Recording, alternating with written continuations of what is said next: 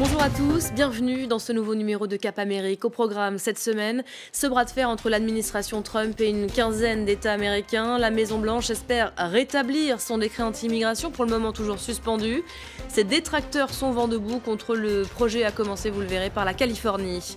Pendant ce temps-là, la Colombie a entamé des négociations historiques. Bogota et l'ELN, la dernière guérilla du pays, ont débuté leur première session de pourparlers. Des échanges censés mettre un terme à plus d'un demi-siècle de conflits armés.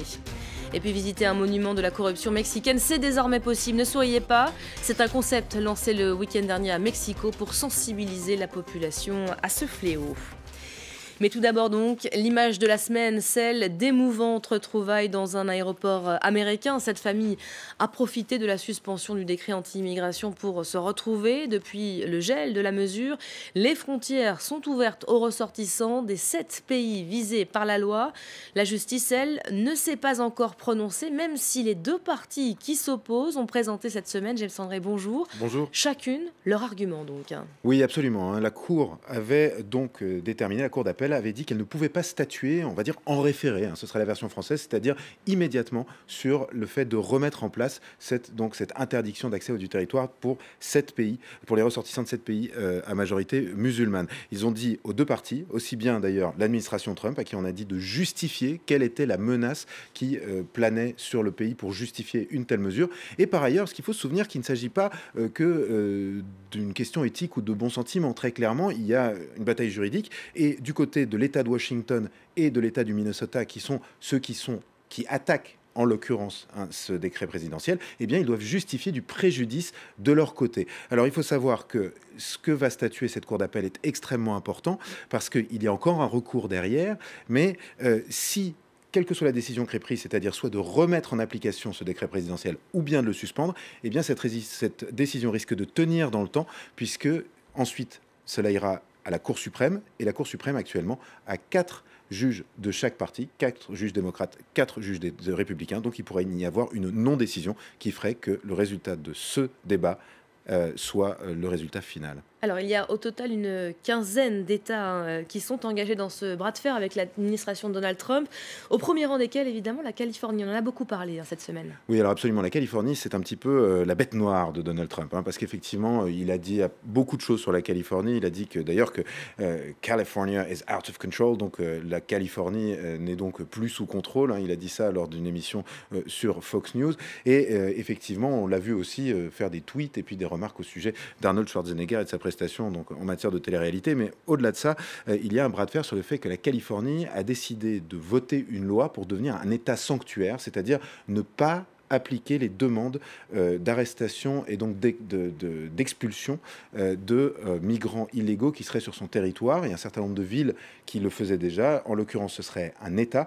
Et bien, la parade de Donald Trump est de dire toutes les villes, par exemple, qui appliquent cette politique seront privés de financements fédéraux. Alors le problème, c'est que si ça marche bien sur des villes qui ont besoin d'argent fédéral, la Californie, elle, est plutôt excédentaire. Elle paye plus d'impôts aux États-Unis en tant que fédération qu'elle ne reçoit d'argent. Donc là, ça va être un petit peu plus compliqué, mais effectivement, ce qu'il y a de certain, c'est que c'est un bastion démocrate et que pour Donald Trump et les Californiens, effectivement, il y a un bras de fer en cours et on va voir ce qui se passe. Le problème, c'est que ça met en lumière la division profonde au sein du pays entre ces États de la Rust Belt, de la Bible Belt qui ont massivement voté pour le milliardaire et d'autres États plus démocrates. Merci beaucoup James pour le décryptage. Et tout cela nous conduit donc à notre chiffre de la semaine. Il y a 10 ans, les États-Unis commençaient à vivre de sérieux remous. La crise financière des subprimes que personne n'avait vu venir allait provoquer des faillites en cascade. Avec elle, une crise économique mondiale allait aussi éclater. De cette période, pourtant, des leçons avaient été tirées, des réglementations bancaires fixées. Eh bien, ces avancées sont aujourd'hui remises en cause par Donald Trump, au risque de rallumer le feu de la spéculation mondiale. Florence Gaillard. Depuis l'investiture de Donald Trump fin janvier, Wall Street ne s'est jamais aussi bien portée. Et avec ce nouveau décret, la bourse de New York pourrait bien sabrer le champagne. Le président a recruté 5 banquiers dans son gouvernement. Objectif, détricoter la loi instaurée par Barack Obama pour réguler le monde de la finance. Nous allons abroger beaucoup de ces mesures parce que franchement, il y a tellement de gens, des amis à moi, qui ont des entreprises et qui ne peuvent pas emprunter. Parce que les banques ne prêtent plus. Elles ont peur de toutes ces régulations. Des régulations qui datent de 2010. Après la crise des subprimes qui mène à la faillite de plusieurs grandes banques américaines, Barack Obama décide d'en finir avec la finance folle. Nous sommes toujours en train de lutter pour nous sortir d'une crise économique causée par le manque de surveillance de Wall Street. Nous ne pouvons pas construire une économie solide sur le long terme sans en finir avec ce statu quo et poser de nouvelles fondations pour la croissance et la prospérité. Il met en place la loi Dodd-Frank qui prévoit l'interdiction de spéculer avec l'argent des clients, l'augmentation des réserves financières pour limiter les risques de faillite et surtout l'interdiction de prêter à des clients non solvables. Objectif, éviter un nouvel effondrement du marché immobilier à l'origine de la crise financière. Le paradoxe, c'est que Donald Trump veut défaire cette loi, alors que pendant toute sa campagne, il s'est érigé en ennemi des élites, en s'adressant aux Américains directement touchés par la crise des subprimes. Il a même attaqué sa rivale Hillary Clinton sur ses liens avec la finance. Elle a gagné 20 millions d'euros grâce à ses discours payés par les banques de Wall Street. Mais tout n'est pas encore joué. Pour révoquer la loi Dodd-Frank, Donald Trump a besoin du feu vert du Congrès. Et parmi les parlementaires d'État dévastés par les subprimes, ils sont encore nombreux à défendre cette loi. Et cette semaine restera également marquée par cette dernière avancée en Colombie. Le gouvernement et la guérilla de l'ELN ont entamé leur première session de pourparlers. Des échanges menés à Quito, en Équateur. L'enjeu, arriver enfin à une paix complète et clore après l'entente avec les FARC plus d'un demi-siècle de conflit armé. Ashren Berdian. Freddy Moreno Maecha libéré. Ce soldat colombien était aux mains de l'ELN depuis 10 jours. Les guérilleros l'ont relâché à la veille des pourparlers de paix. C'est un geste symbolique. Et nous aussi, nous voulons la paix. Si chaque partie coopère, j'ai espoir que nous suivrons ensemble la voie du dialogue au lieu de prendre les armes. L'armée de libération nationale est la deuxième guérilla de Colombie après celle des FARC. Inspirée de la révolution cubaine et de la lutte menée par Che Guevara, elle compte quelques 1500 combattants armés et des milliers de miliciens selon le gouvernement. Elle est aujourd'hui la dernière guérilla toujours active dans le pays. Depuis les années 90, plusieurs tentatives de négociation de paix ont avorté. L'un des points de blocage, les multiples enlèvements perpétrés par l'ELN. Pour le négociateur en chef du gouvernement colombien, y renoncer est indispensable à la réussite des pourparlers de paix qui se sont ouverts ce mardi. En aucune circonstance ou pour des raisons humanitaires, éthiques, politiques ou juridiques, l'enlèvement n'a été, n'est, ni ne sera justifiable. Sans cette décision par l'ELN, il sera très difficile d'avancer dans la construction d'accords. En octobre dernier, le gouvernement colombien avait annoncé l'ouverture de pourparlers. Ils ont été annulés au dernier moment. L'ELN retenait toujours l'ex-député Odín Sánchez. Il a finalement été relâché la semaine dernière. De son côté, le gouvernement a gracié 4 guérilleros. Un accord de paix historique a déjà été signé avec les FARC en novembre dernier. Avec ces nouvelles discussions, le gouvernement colombien espère arriver à une paix complète qui mettrait fin au plus vieux conflit d'Amérique latine.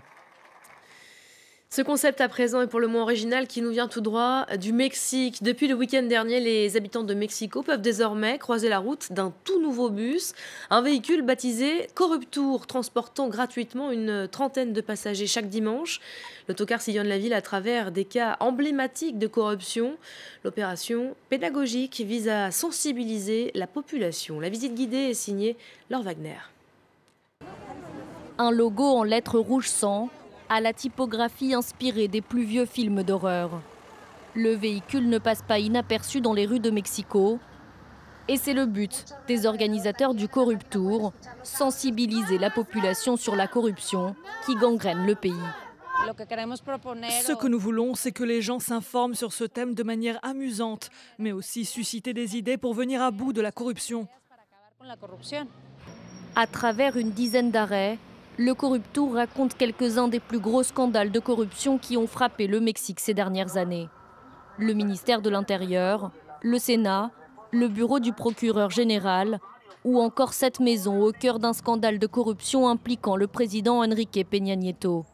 Mais le bâtiment le plus emblématique du tour est sans aucun doute ce mémorial en hommage aux 43 étudiants disparus dans l'état du Guerrero en septembre 2014. Une tragédie sordide impliquant des agents corrompus de la police municipale ainsi que des policiers fédéraux. Le bus circulera tous les dimanches pendant 3 mois avec une trentaine de passagers à bord. À l'issue de leur tour, les premiers participants semblent conquis par ce voyage. La corruption n'est pas seulement le fait du gouvernement. La corruption commence à l'échelle du citoyen, lorsqu'il propose un bakchich à la police. Si nous prenons conscience de tout ça, nous pourrons changer le Mexico. Un premier corruptour a vu le jour en 2014 à Monterrey, dans le nord du pays. L'expérience avait rencontré un franc succès. Le Mexique occupe la 123e place sur 177 des pays les plus corrompus au monde pour l'année 2016, selon le dernier rapport de l'ONG Transparency International. Allez, avant de nous quitter, l'instant People, l'ère des îles Vierges lui a visiblement donné des ailes à 1000 lieues de la Maison-Blanche. Barack Obama s'est essayé ces derniers jours au kitesurf en vacances dans les Caraïbes. L'ancien président américain était accompagné du milliardaire britannique Richard Branson. Des débuts plutôt sportifs et donc évidemment ponctués de belles chutes. Mais après quelques essais, le test est, avouons-le, plutôt réussi. Voilà, on va se quitter sur ces images. Merci de votre fidélité. Quant à nous, on se retrouve la semaine prochaine pour un nouveau numéro de Cap Amérique.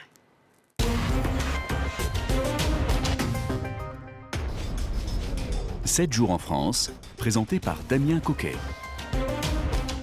Le magazine pour comprendre la France, son histoire, sa culture. Un éclairage original sur la société française et les sujets d'actualité qui font débat dans l'Hexagone pour comprendre ce qui rend si particulier